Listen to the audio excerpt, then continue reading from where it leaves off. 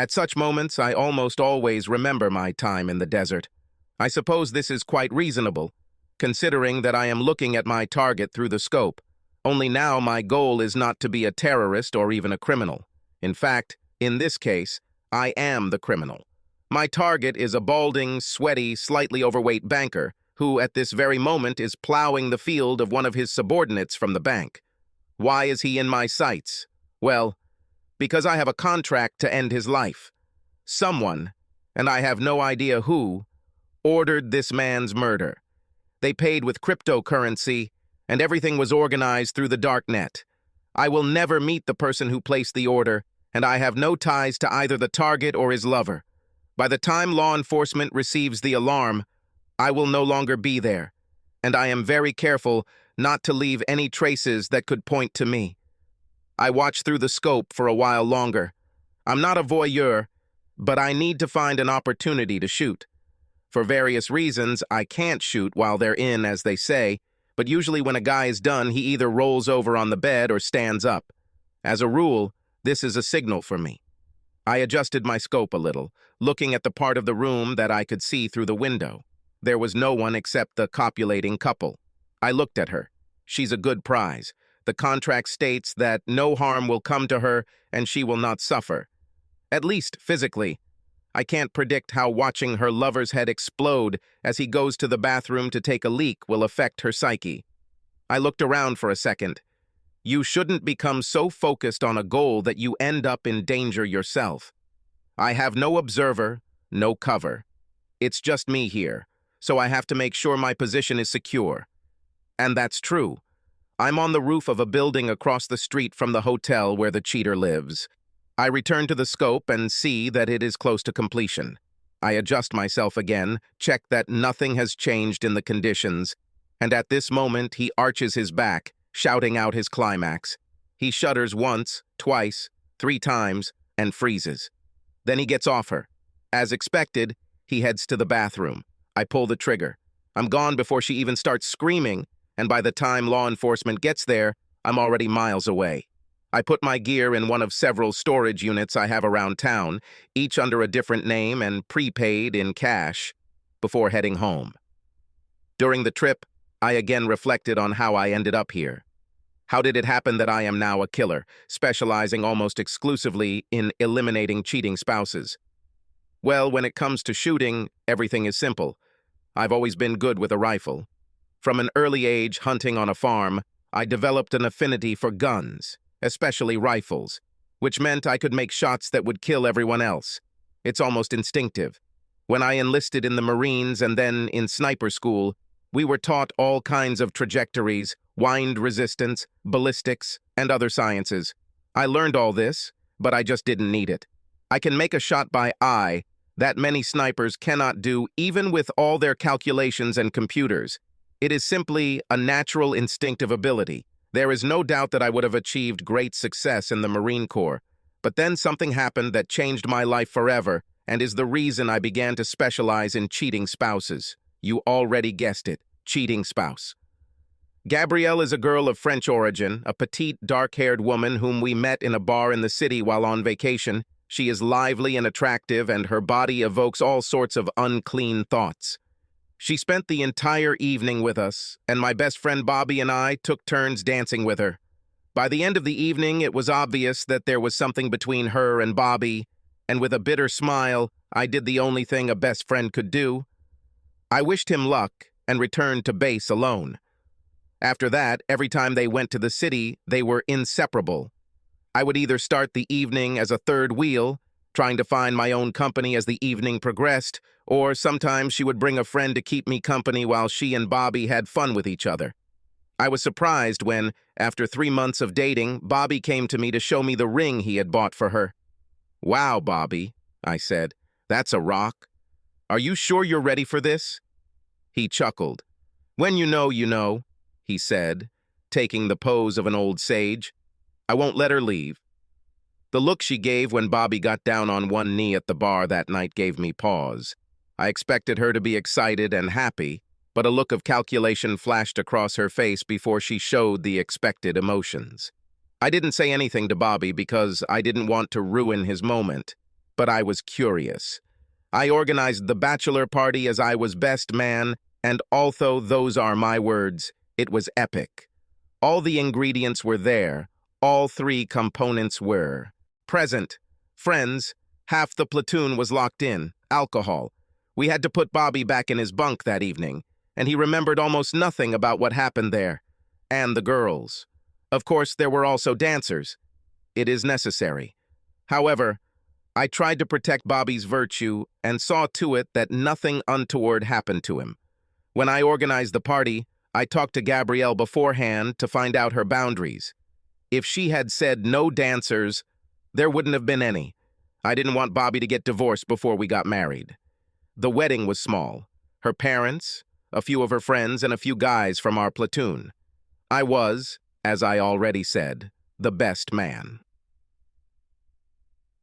2 months later, we were again sent to the desert for 3 months of service. I will remember that patrol for the rest of my life. We were instructed to search a village where, according to our information, the rebels could be located. My spotter and I had already scouted and found a place where I could provide surveillance for the guys.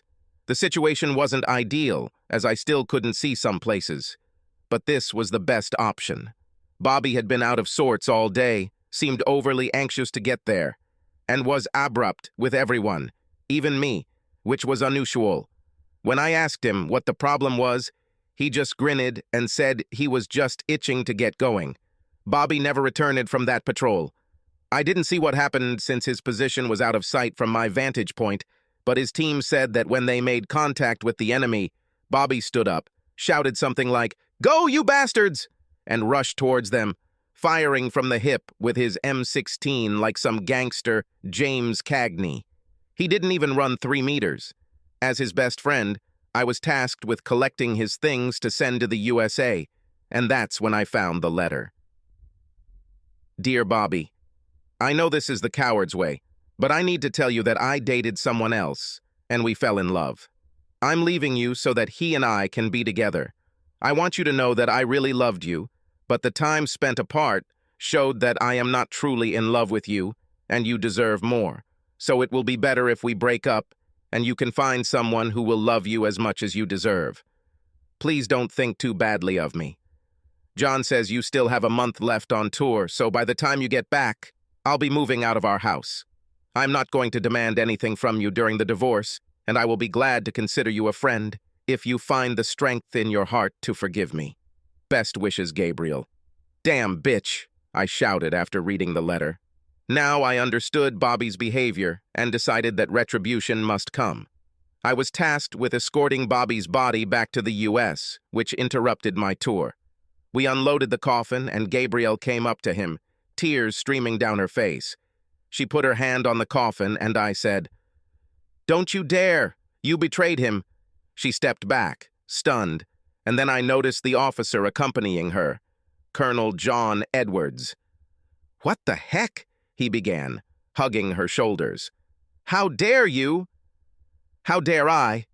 said. "This treacherous woman planted a Dear John letter on an active duty soldier right before a patrol. What did she think would happen when I find out who this worthless scum she's with?" "Stand by, Marine," Colonel Edwards growled. "I didn't know she sent him a letter. I told her to wait and we—" "You?" I asked incredulously. "Have you met the wife of one of your subordinates?" "It's just—" he began. My first blow hit him in the throat, bringing him to his knees. A kick to the groin knocked him to the ground, and I kicked him 4 more times in the face while he was on the ground before the cops got to me. My greatest satisfaction was that we were both sentenced to court-martial. Him for inappropriate behavior, and me for hitting a senior in rank.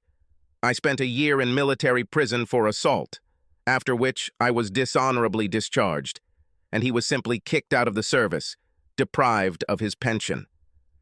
It took me another year to find her. She had moved to Canada and was living with a French-Canadian businessman.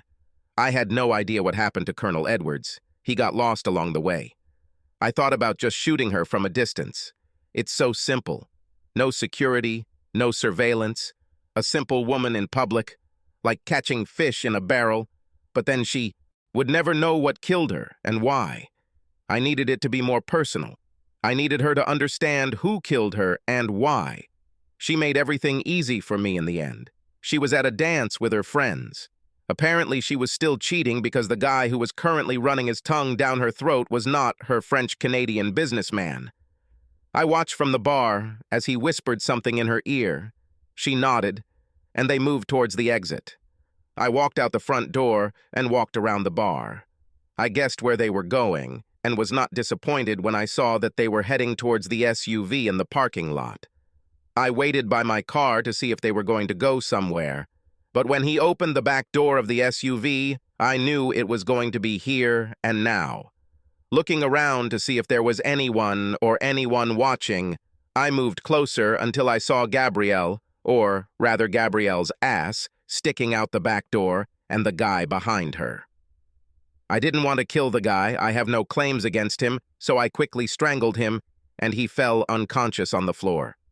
It took Gabrielle a few seconds to realize that the shaking had stopped. She climbed out of the car and turned to face me, looking down the barrel of my Glock 9. Her eyes widened as she recognized me, and she opened her mouth to speak. I got ahead of her. "Bobby says hi, bitch." I pulled the trigger twice, putting 2 bullets in her chest, and she was thrown back into the car. I disappeared before the gunshots reached the bar and was back across the border into the United States less than 4 hours later. Revenge for Bobby gave me an idea. Surely there are a number of people who are being cheated on at this moment. Some of them will want to reconcile, others will want to divorce. But there will be those who want to find a more permanent solution to the problem of a cheating spouse, and I have all the necessary skills to make it happen. And so I became a hitman, specifically one who attacks those outside the confines of their marriage.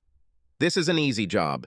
In general, these are ordinary people. They practically do not know that they are a target and have no personal protection.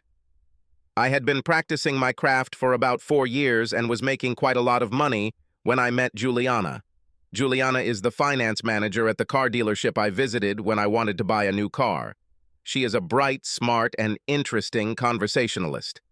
It didn't hurt that she was almost 5 feet tall in heels, with legs that went on for miles, long jet black hair, and an ass to die for.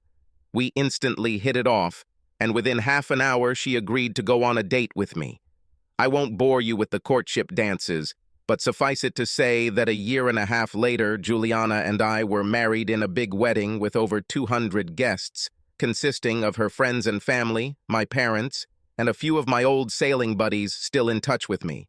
To the world and to Juliana, I was a successful financial manager, managing money, spending most of my working time on a computer at home, but regularly traveling around the country when necessary. This is the perfect cover for my real job. Life with Juliana was good. She supported my money management work even when I had to travel on business. She always welcomed my return with bedroom sessions where she was wild and uninhibited. Even when I was at home, we had sex at least 4 to 5 times a week, and sometimes much more often. She never went with the girls, although she had many friends. We always went together. If we went to a dance, she accepted, with my blessing, invitations to dance from other men, but always ensured that their behavior, like hers, met her husband's requirements. I never doubted that she loved me, just as I loved her. The contracts came through the dark web, and accepting them made me paranoid. Never met in person, dealt only online, required irrefutable proof of infidelity, and they never knew when or where the contract would be executed. The money was transferred to a virtual account with a ban and was released only after the contract was completed. The money could be returned by me to the client if for some reason I could not fulfill the contract, but so far this has not happened. Since I had no connections to any of the victims, law enforcement never approached me. And since I used cryptocurrency, even if it could be proven that the person who entered into the contract paid the lump sum, its whereabouts were completely unknown.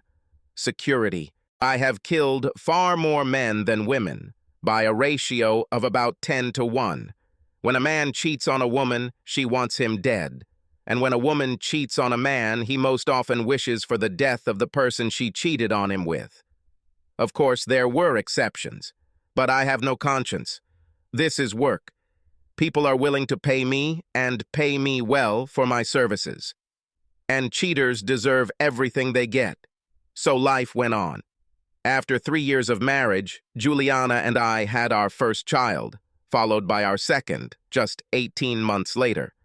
They grew up in a good, stable family and are now both attending fully paid college. Juliana was feeling a bit of an empty nest and returned to work at the car dealership. I worked from home most of the day, with occasional trips. I decided that I would retire. 1 or 2 more contracts will complete the pension fund I've been building, and frankly, I'm tired of the game. I looked at the job board I used to look for work and saw that there were 2 available contracts. One is in a neighboring state, and the other is on the other side of the country. I decided that paying out a local contract would get me out of the business, and I clicked on the jobs to begin the process of getting a contract. The target was a man named Peter Miller. Attached is a photograph. The file states that he is a salesman for group insurance that covers 3 states, including ours, and that he travels extensively throughout his area. He is married to Janine, and they have 3 young children, Paul, Mary, and Siobhan. I have private investigator reports showing him having affairs with 4 different women. He is currently on the road, and his route has brought him within 50 miles of where I live. He is going to stay at a hotel for a week. There is no information that he has a woman, but it is assumed that he has one and that they will date during his stay.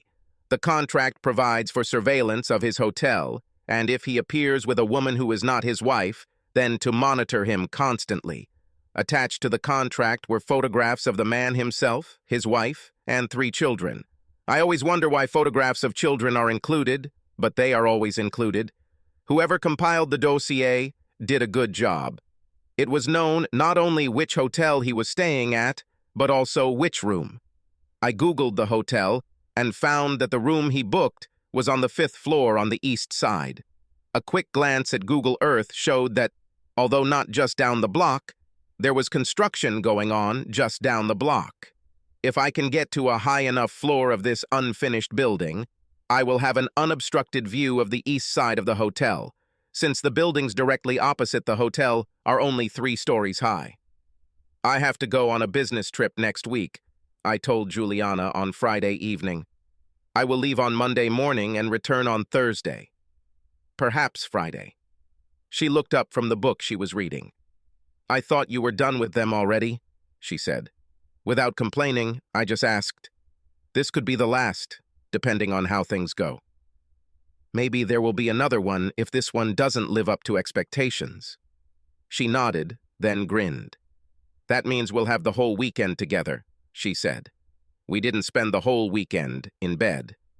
After a fabulous Friday night, we went out on Saturday, did a few mundane things, and then had dinner at our favorite restaurant. We spent Saturday evening and most of Sunday in bed. On Monday morning, I left the house and drove to the airport by car. After parking, I walked about a mile to a nearby warehouse and climbed into an inconspicuous car that I kept there for this purpose. This is a gray Toyota sedan that is immediately forgettable. She registered on a fake ID, which was strong enough to pass police checks, but wouldn't stand up to much scrutiny. I was in position on the 7th floor of a construction site, aiming at his window when the target entered the room.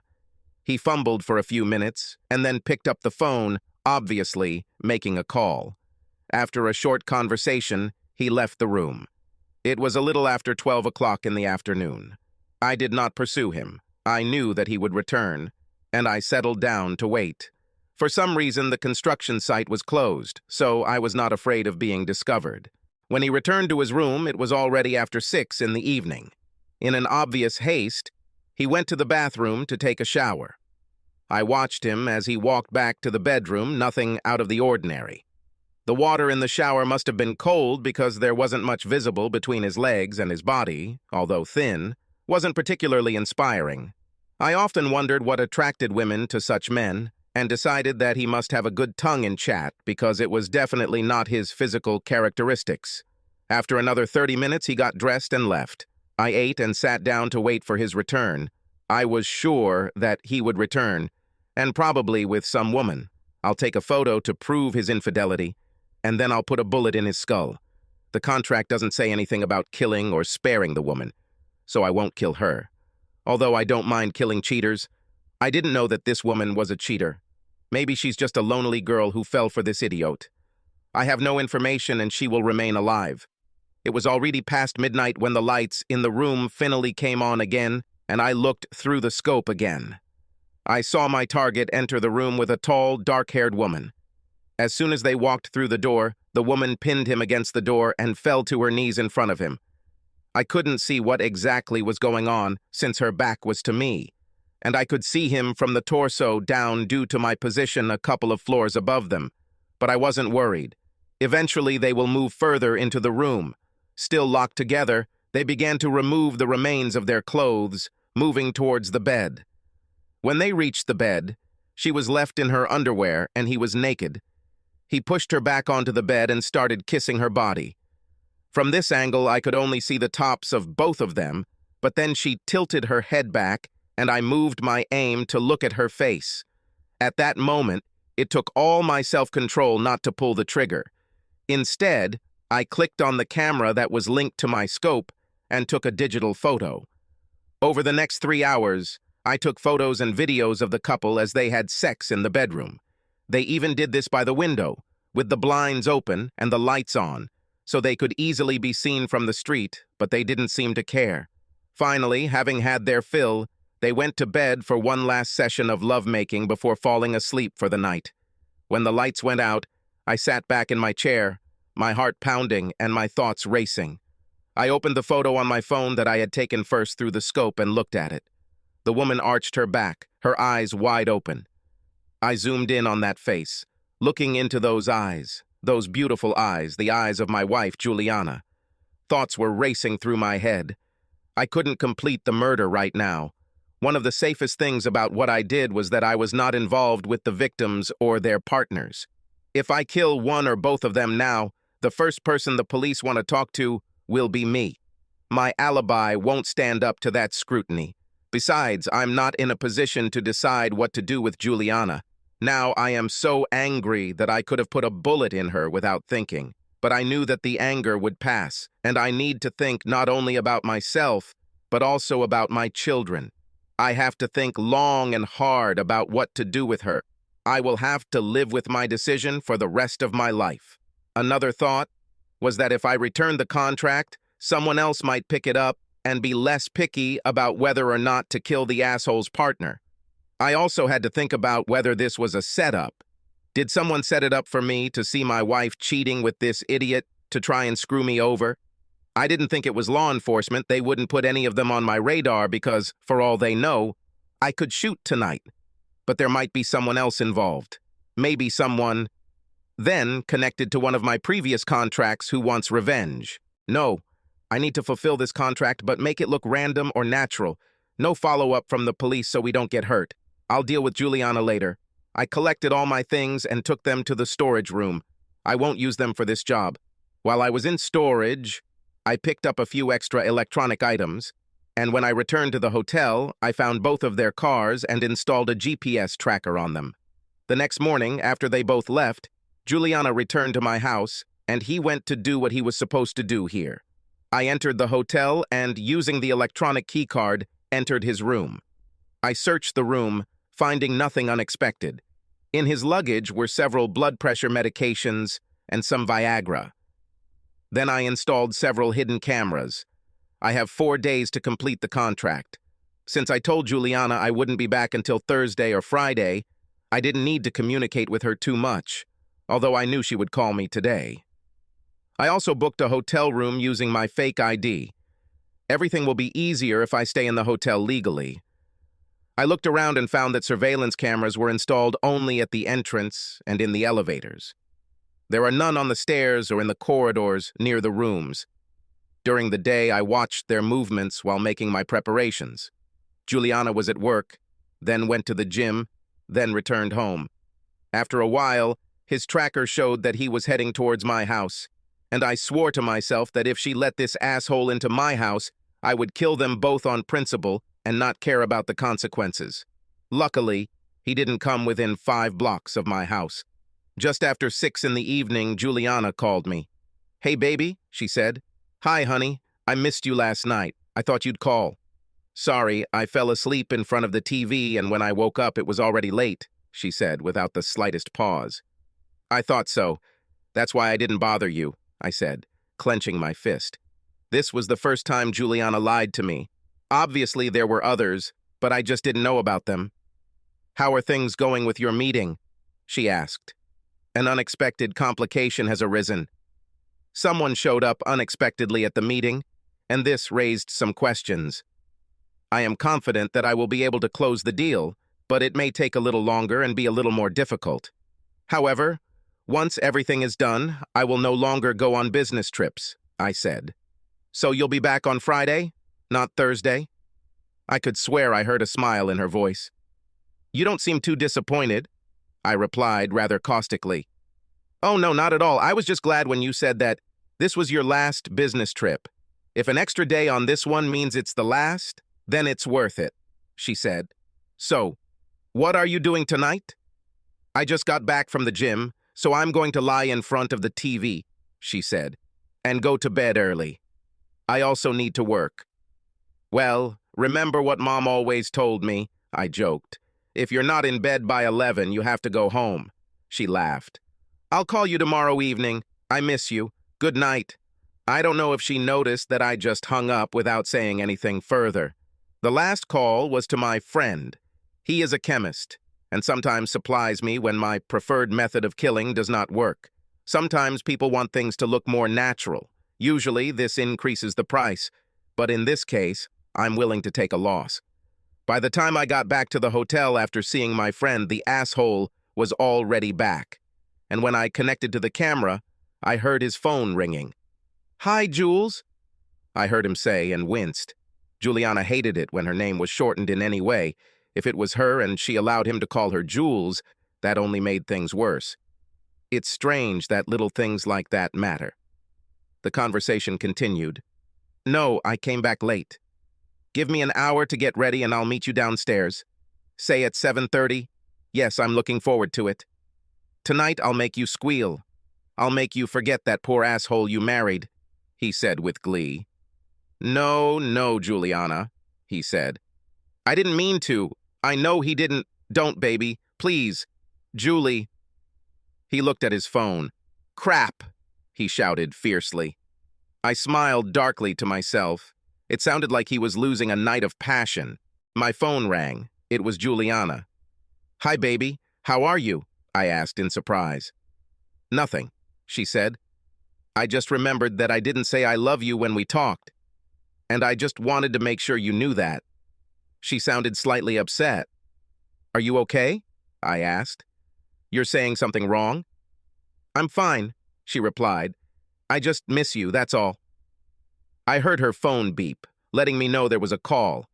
I looked at my computer and saw that the goat was talking on his phone and guessed that it was he calling her. "Why don't we chat a little then?" I said. It will be almost as if I was there. I waited to see what decision she would make. Continue talking to me or go back to talking to the jerk so he can charm her into another night of sex. She made the wrong decision. "No, I'm just stupid. Listen, my mom is trying to call me. I just wanted to say that I love you. Good night." The words were out of my mouth before I could stop them. "Good night, Jules." I hung up. I wonder if she noticed. Back in the asshole's room, I heard his phone ring, and he smiled as he picked it up. "Hi, baby." "Yes, I'm sorry. I'm very sorry. I know you don't like it when I say bad things about him. It's all just my insecurity. I just want to be a better lover to you and know that I make you feel as good as you make me feel. No, I will not." "Okay, tomorrow then. How about I invite you to dinner at Archie's? Shall I reserve a table for 7? Yes, I know. I'm sorry it happened like that. Yes, I love you too, Juliana. Good night." I love you too, I thought. This means that she confessed her love to him. Was this just a reflexive way to end the conversation, or did she actually love this asshole? I'll find out tomorrow. Soon after, I heard him call room service and order food and a couple of beers. I decided it was time to make my move. I waited for the food to be brought to my room and for the hotel employee to leave. Just as he sat down to eat, I knocked on his door. I stood to the side so that he wouldn't see me through the peephole, but I don't think he even looked. He opened the door and looked at me. The surprise on his face as he stared down the barrel of my silenced Glock was priceless. "Good evening, Peter," I said affably. "Can I come in?" For a moment his mouth worked silently, but I moved forward and he instinctively retreated. The door closed behind me. "What do you need?" he asked. "I have about $500 in my wallet. You can take it and—" "Nothing so rude," I said. "I just want to have a nice chat, in a friendly way. You see, my employer, I think you know her, this is your wife Janine, asked me for some answers. And you, my wonderful friend, will give them to me. I already have a lot of information, but there are also gaps to fill, so if you lie to me, I will find out and shoot you." He turned pale. "I actually don't want to shoot you," I continued. "It sounds like hard work, and your good wife would rather just divorce you and humiliate you. Financially, you're worth more to her alive than dead, and she thinks your kids will miss you if you die, but she wants to know the whole truth about your dirty deeds. Make no mistake, she will stalk every single one of the women you cheat with and tell their husbands what they've been up to. If you tell me everything completely and right now, I will leave this room without having to clean up your corpse. Sounds reasonable?" I took a bottle of beer, uncorked the cap, and handed it to him. While I uncorked the second one and took a sip, I became gloomy. "Is this the best thing they do here?" I asked. He looked at me, hope flashing in his eyes. "So, if I tell you everything you want to know, you won't shoot me?" he asked. "I won't shoot you. I'll leave and let you get on with your life. I would suggest that you call your wife after I leave, and maybe, if you humiliate yourself enough, she might even take you back, if only for the sake of your children." I pointed to one of the chairs. He sat down. "What do you want to know?" he asked. "There are 4 women about whom I know almost everything I need." I listed their names and places where they live. His mouth opened. "I also know that one. Woman lives here in the city. I think her name is Juliana and she works at a car dealership." He nodded. "Your wife doesn't know much about her, so let's start with her. Tell me everything about Juliana, how you met, how long you had sex with her, everything." He started slowly, but told his story while sipping the bottle of beer I handed him. He met Juliana about 4 months ago. I visited a car dealership where I sold my insurance and talked to her as a financial officer. She is beautiful, charming, with an absolutely amazing body, and he immediately decided that he had to have her. Their meeting lasted most of the morning, and he invited her to lunch. He was surprised that she agreed so easily, and even more surprised when, after dinner, she suggested that he take her to dinner that evening since her husband was out of town on business. They ended up returning to his hotel, and she gave him a night he would never forget. He started to describe what she did for him, but I interrupted him. "I don't need such details." "So, how often did you meet with Juliana?" I asked. "We met about 8 or 9 times. Every time her husband was away, she called me, and if I could find time to come here, I came. I've even canceled dates with my other girlfriends if she called. She's way better than any of them," he said with a grin. He got carried away with his story and for a moment forgot about his situation. He drank the rest of his beer and looked at the empty bottle. "Can I have one more?" he asked, pointing to the minibar. "Easy," I told him. "It would be a shame if I had to shoot you because of a misunderstanding." "It seems like we've gotten a little closer." He chuckled again and walked over to get himself another beer. "Want?" he asked, and I shook my head. He returned to his seat. "So," I said, "you say that Juliana did all the steps. Do you know how often she did this?" "I don't think so, but I'm sure I'm not her first." There was no feeling of guilt. She wouldn't let me say anything bad about my husband, even though today I screwed up and called him an asshole and she tore me to pieces, he laughed. Otherwise, she would be here now. It seems strange that she would be upset about this, considering what she does, I said thoughtfully. She shares her life, he explained. In her understanding, Juliana, who is a loving wife to her husband, I don't even know his name, she refuses to talk about him, is not at all the Juliana who comes to have fun with me. She doesn't see anything reprehensible in this, since these are two different people. I'm not sure her husband will take it that way, I said. Mentally, she may feel like two different people, but physically they are one person. Peter winced and put his hand to his chest. Something happened? I asked carefully. Indigestion. I didn't eat, but the beer. He absent-mindedly rubbed his left hand, then began to choke. His face turned purple, and sweat began to roll off of him. He grabbed his chest with both hands. "Help me," he said. "Peter, look at me," I said. He raised his head. His eyes were frightened. He was out of breath, and I saw that he didn't have much time left. "You should have stayed away from Juliana," I said. "My wife's." His eyes widened for a moment, and then rolled back as he lost consciousness. It would take him another 10 or 15 minutes to die, and I used that time to make sure there was nothing in the room to indicate that anyone other than him was here. I turned on the TV, but quietly, and moved the food that housekeeping had brought in front of it. When his body is found, it turns out that he simply suffered a fatal heart attack while eating dinner and watching TV. Since he was already on blood pressure medication, I was confident that even if they did a full autopsy, they would find enough heart disease to explain the heart attack, especially since he was also taking Viagra, which is definitely taboo. I looked at him again to make sure he was, in fact, dead. Then, after checking that the hallway outside was clear, I hung a "Do Not Disturb" sign on the doorknob and returned to my room. The next day, when Juliana called me, it was already 5:30 p.m.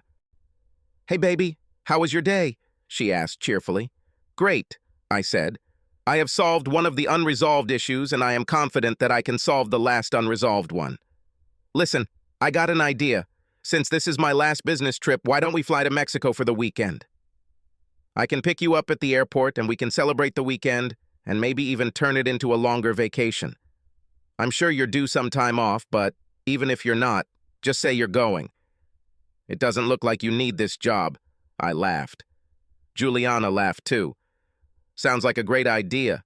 I'll talk to Barry tomorrow and see what he says. I'll call you tomorrow evening and we can book the tickets."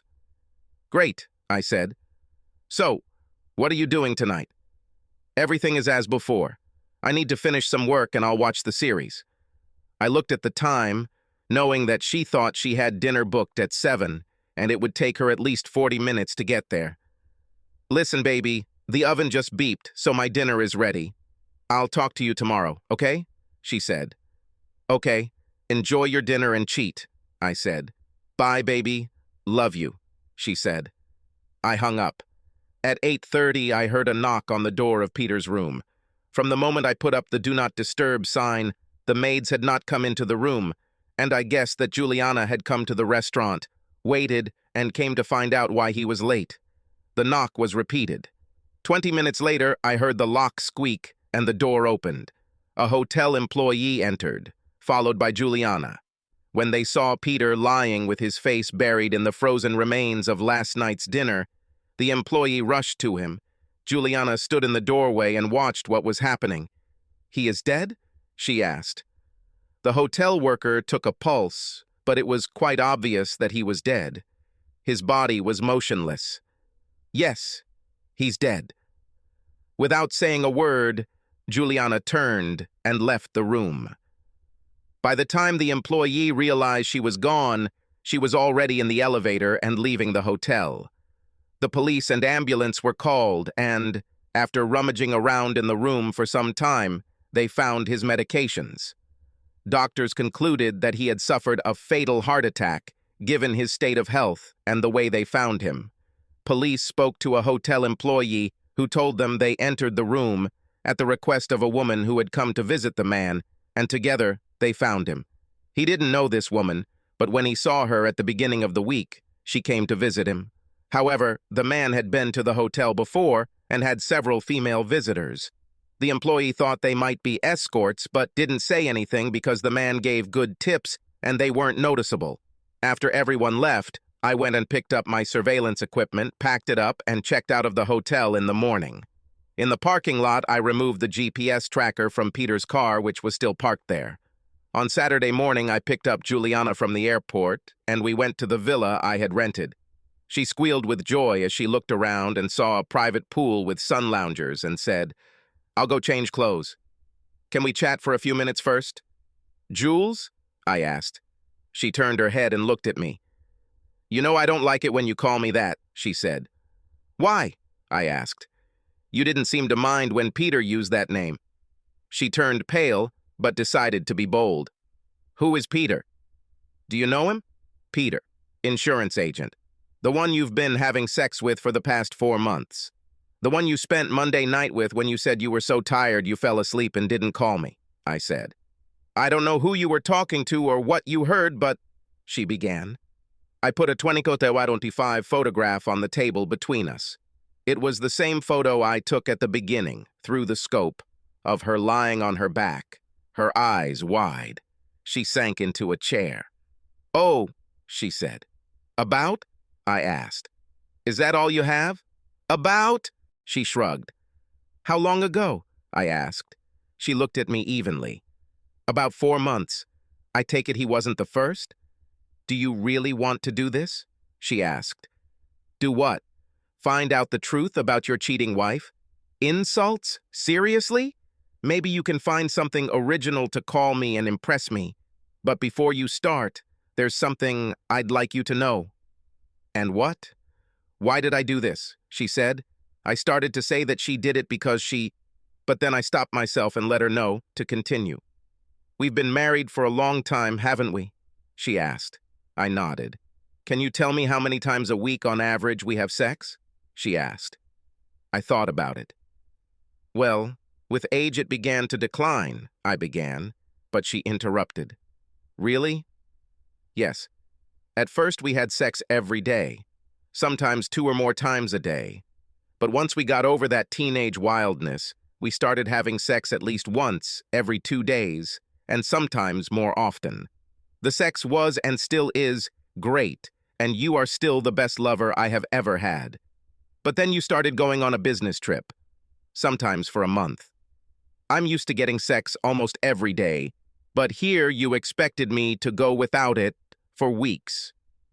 One night I decided that since you are not here and I cannot get sex, I will go to the gym and relieve the tension. In the end, I went home with one of the men.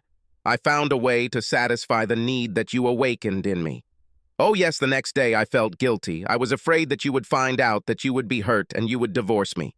When you returned from your trip, I practically raped you every day for a week, trying to make amends to you, to make amends for what you didn't even know about. Even then, I knew that the next time you left, everything would be the same. And so it happened. After some time, I decided to accept the new normal, but I needed to establish some precautions, so I created a few rules. First of all, I never did this when you were at home. Not because I thought you would catch me, but because you have always been my first and best lover. I didn't need anyone else if you were here. Secondly, I never brought anyone to our house. I would never disrespect you like that when there was another man in your bed. For the same reason, I have never allowed any of my other lovers to disrespect you. Some men seem to take pleasure in denigrating the husbands whose wives they have sex with. If any of them started talking bad about you, I stopped it. She refused to meet him again and even kicked some of them out of bed for this. Thirdly, I was regularly checked for sexually transmitted diseases. I didn't want to pass anything on to you. And before you say it, it's not just because I could get caught that way. I didn't want to put you at that risk. I also became convinced twice that I couldn't get pregnant. I used an IUD and had birth control implants. When we were ready to have children, I stopped it. I have copies of the children's DNA tests that you can review if you need proof. I knew that perhaps you would find out about this and question the relationship of the children. And yes, that means I did this the entire time we were together. You turned me on so much that I simply couldn't do without it. A day or two is still normal. But if it's more, then I needed at least some relief. That's all it was. I never had any feelings for any of them. The only man I have ever loved and been in love with is you. When you told me that this would be your last trip, I was overjoyed. I can finally stop looking for second-rate replacements. I won't need them, because I will always have the best one at home with me. My days of having to settle for second best will be over. It seems quite ironic that what may have been my last time with another man turned out to be the time I got caught. Your last time? I said. These photos were taken on Monday. You said you couldn't go more than 2 days without sex. So do you really want me to believe that you didn't go out on other nights? What about Tuesday, Wednesday, and Thursday? She laughed a little. He called me on Tuesday to say he was back at the hotel, but he started talking bad about you, so I told him it was over between us and I wouldn't date him again. A little later, he called back to apologize. I forgave him, but said that I was done with him for that night, and we would see him on Wednesday. He said that as an apology, he would invite me to dinner. So the call that came on Tuesday when we were talking, I asked, wasn't your mom? For the first time, she had the decency to look guilty. No, not her, she said quietly. I hated lying to you. Not enough not to do it, I said. Her eyes widened. Wait, you called me Jules on that call. I remember finding it strange. Did you know already then? She asked. The photographs were sent to me on Tuesday morning. They were accompanied by transcripts of previous calls. She sighed again. I'm so sorry you had to find out about this. It must have been terrible. Let's not go aside. You didn't see him on Tuesday, but what about the rest of the week? I asked. I wanted to know how his death affected her. He was supposed to meet me for dinner on Wednesday, she began. You mean when you were supposed to watch the series on TV? I asked with some irony. I actually watched it, and it's good. I just didn't look that evening. I was simply satisfying a physical need. For me, it was like going to lunch with a friend. I need to eat, and you're not around to keep me company, so I go with my friend. I know this may be hard for you to accept, but this is how I perceived, and to some extent still perceive what I did when I had sex with other men. And notice, I never said I was making love. I've never done this with anyone but you. You're stalling for time, I said categorically. Trying to avoid telling me what you did on Wednesday? Not at all, she said. As I already said, we were supposed to meet for dinner, but he never came. I sat in the restaurant for 45 minutes, and I must say I was furious. I've never been set up before. So I decided to go to his hotel. When I got there, he didn't open the door, but I knew he was at the hotel because his car was in the parking lot.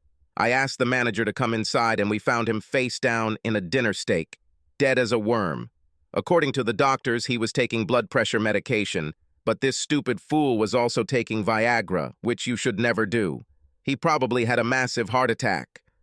At least he didn't die while he was entertaining you, I said. It would be much more inconvenient. Oh, damn, I never thought about that, she said. It would definitely make a fuss. His poor wife would have found out about this. I think she already knew, I said. I suspect that it was she who sent me the photographs. Juliana nodded.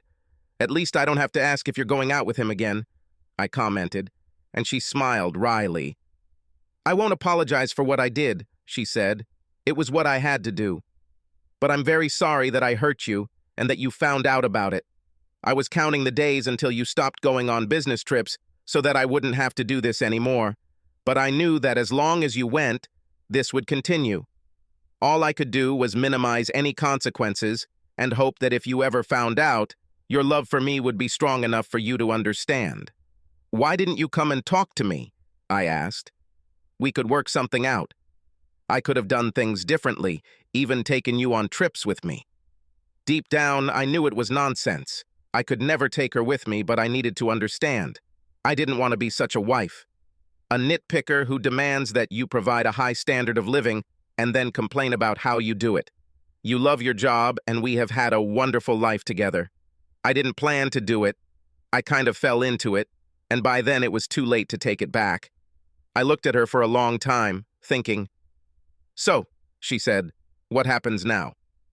I stood up and went to the villa's kitchen and opened a bottle of wine, pouring each of us a glass and returning the bottle to the table.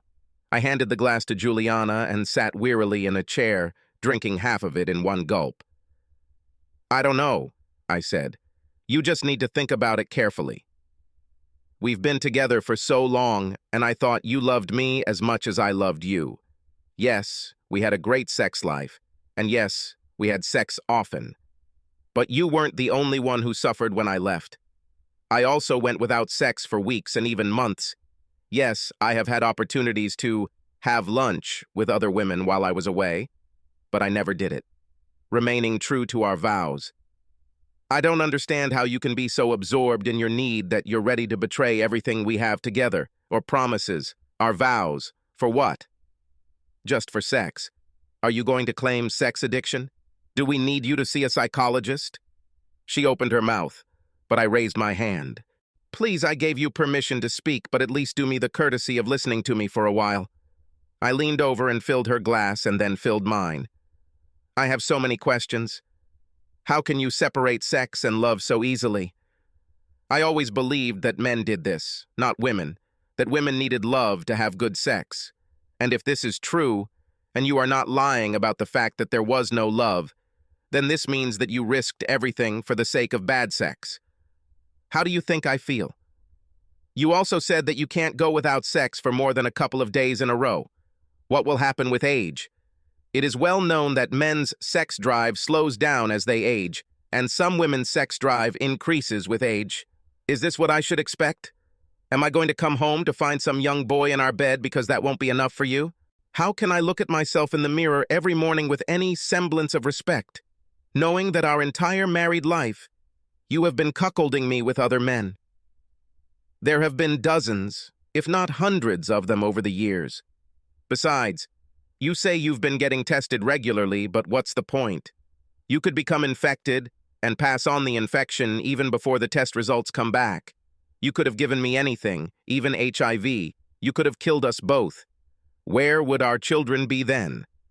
Her face twitched, and she absent-mindedly rubbed her left arm. I smiled softly at her. Peter was a piece of shit, I said. But I think he eventually developed feelings for you. He told me that he even canceled meetings with other lovers when you called and said that you were free. What? She said. When did you talk to Peter? Oh, we talked a little on the evening of his death.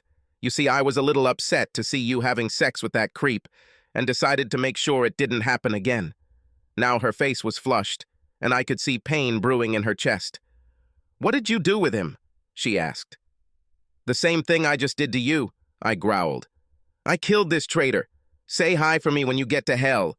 Subscribe to our channel so that your second chaff doesn't cheat on you, and go ahead and listen to the next story, because this story is nothing compared to the next one. If you're under 18, don't even think about listening to the next one.